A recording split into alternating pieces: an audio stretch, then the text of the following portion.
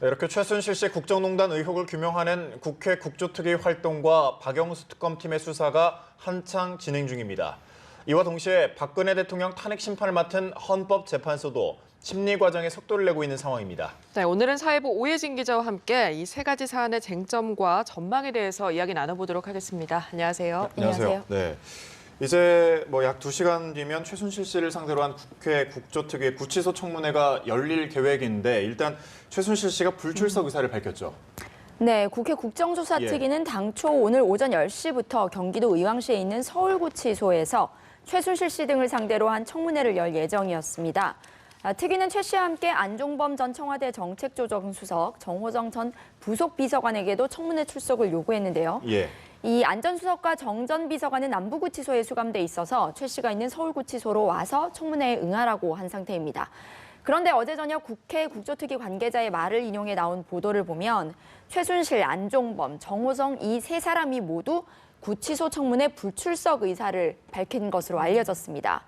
특위 관계자가 세 사람의 출석 의사를 간접적으로 확인한 결과 세 명 모두 검찰 수사나 재판에 영향을 미칠 수 있다는 이유로 나오지 않겠다는 뜻을 밝혔다는 건데요.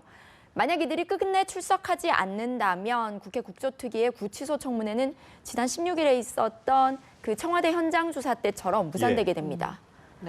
구치소에서 진행하는 청문회는 1997년 한보 사태 당시에 정태수 회장 등을 상대로 한 청문회 이후에 19년 만인데요. 국조특위로서는 이번에야말로 최순실 씨를 그 청문회 증언대에 세우겠다는 강력한 의지를 표출해 왔는데 끝까지 최 씨의 청문회를 참석을 독려한다는 방침으로 알려지긴 했지만 시작도 전에 김이 빠졌다는 것은 부인할 수 없는 것 같고요. 또 이번 청문회는 TV로도 생중계될 예정이었기 때문에 아마 많은 국민들이 최순실 씨의 육성으로 진술이나 답변을 들을 수 있을 것으로 기대를 했었으리라 생각하는데 아마 실망과 분노를 느끼시지 않나라고 생각됩니다. 물론 세 사람 중에 한 사람이라도 그 오늘 예정된 시각 전에 마음을 바꿔서 출석하게 된다면 구치소 청문회는 예정대로 진행될 것으로 보입니다. 네, 최순실, 안종범, 정호성 이 세 사람이 참 국정농단의 의혹의 핵심을 풀 인물들인데 지금 5차까지 이뤄진 청문회에 이어서 구치소까지 찾아가겠다 이렇게 했는데도 지금 계속해서 거부를 하고 있거든요. 이걸 어떻게 봐야 할까요? 네, 말씀하신 것처럼 세 사람 모두 국회 청문회 참석을 쭉 거부해왔습니다. 최순실 게이트의 당사자인 최 씨의 경우 1차 청문회가 열린 지난 7일은 물론이고 22일 두 번째 출석 요구에도 불응을 했고요. 최 씨 안 전 수석 그리고 정 전 비서관 이 세 사람은 지금껏 국회 동행 명령에도 응하지 않은 상태입니다. 모두 다 건강상의 문제와 본인에 대한 검찰 수사가 진행 중이라는 이유를 들었는데요.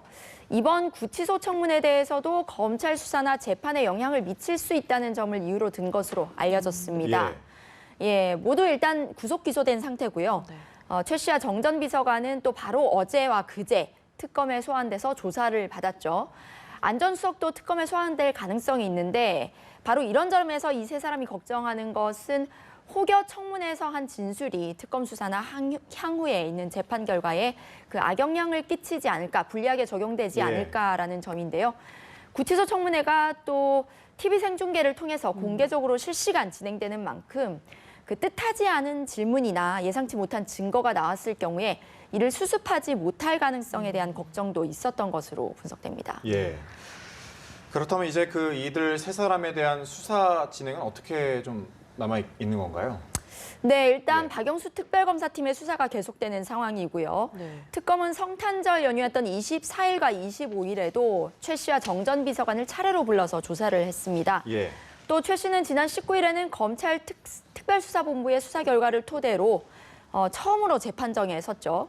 이날은 정식 재판은 아니고 정식 심리가 열리기 전에 재판의 쟁점과 그 입증 계획을 정리하는 공판 준비기일이어서 최 씨가 직접 참석할 필요는 없었음에도 불구하고 수위 차이로 재판정에 나와서 공소 사실을 전부 부인한 바 있습니다. 안 전 수석과 정 전 비서관도 같은 날 공판 준비기일이 있지만 참석하지는 않았고요.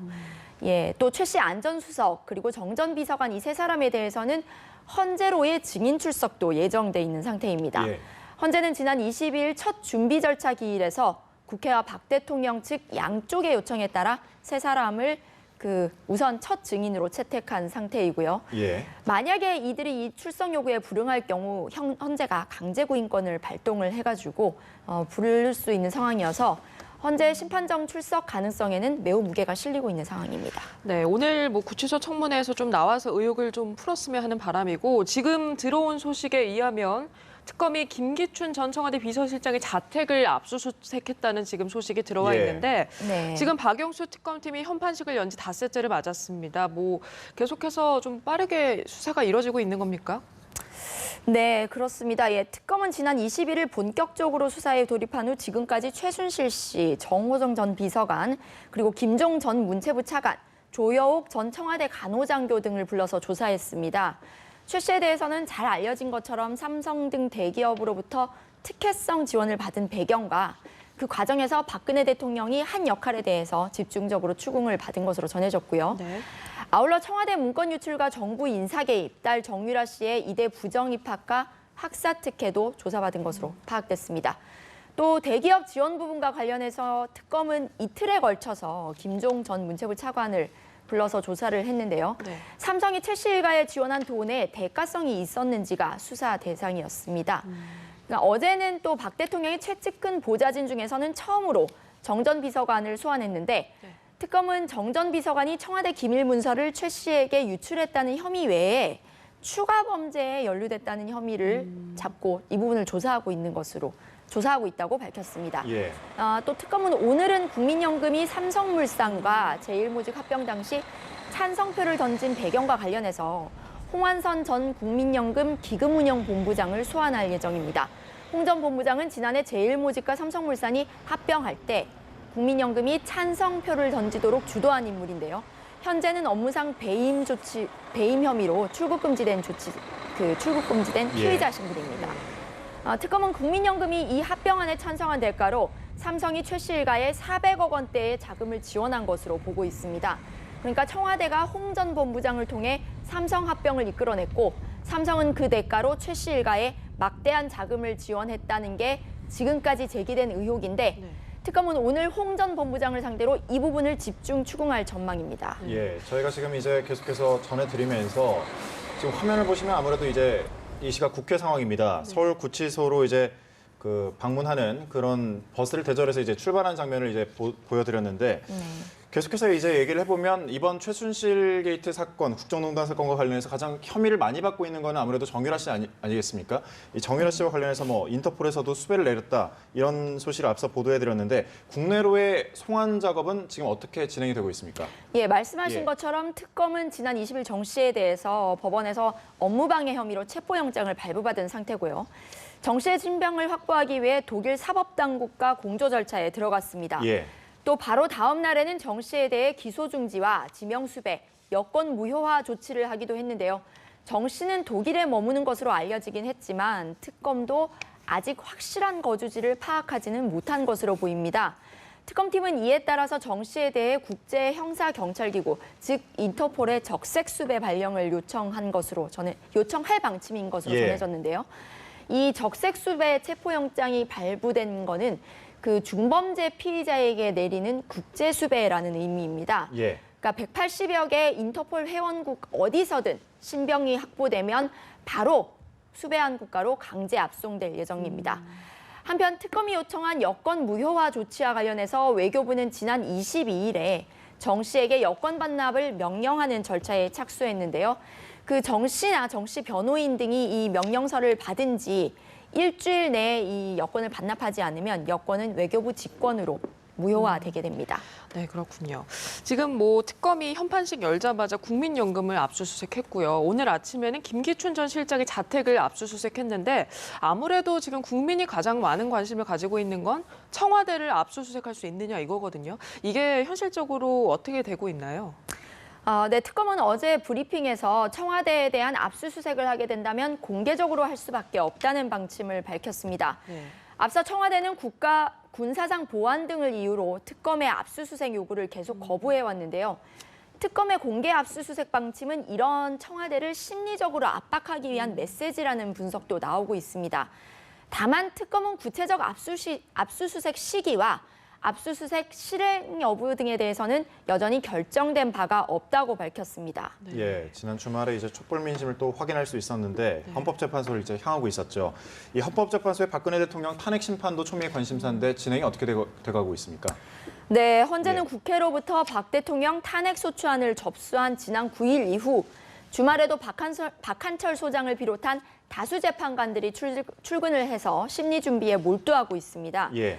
탄핵 소추인인 국회 측과 피소추인인 박 대통령 측이 모두 변호인단을 선임하고 현재는 지난 22일 처음으로 그 준비 절차 기일을 열었습니다. 예. 준비 절차 기일이라는 건 본격 변론에 앞서서 양측이 주장하는 쟁점과 증거 등을 정리하는 절차인데요. 그 헌재는 첫 번째 기일에서 탄핵 심판 쟁점을 대통령의 국민주권주의와 법치주의 위반, 권한남용, 언론 자유 침해, 또 국민 생명권 보호 의무 위반, 뇌물수수 등 5개로 정리한 바 있습니다. 예. 예, 또 대통령과 국회가 신청한 증거 목록 52개와 증인 29명을 유형별 소추 사유에 맞게 분류하는 작업을 현재는 진행 중인 것으로 전해졌습니다.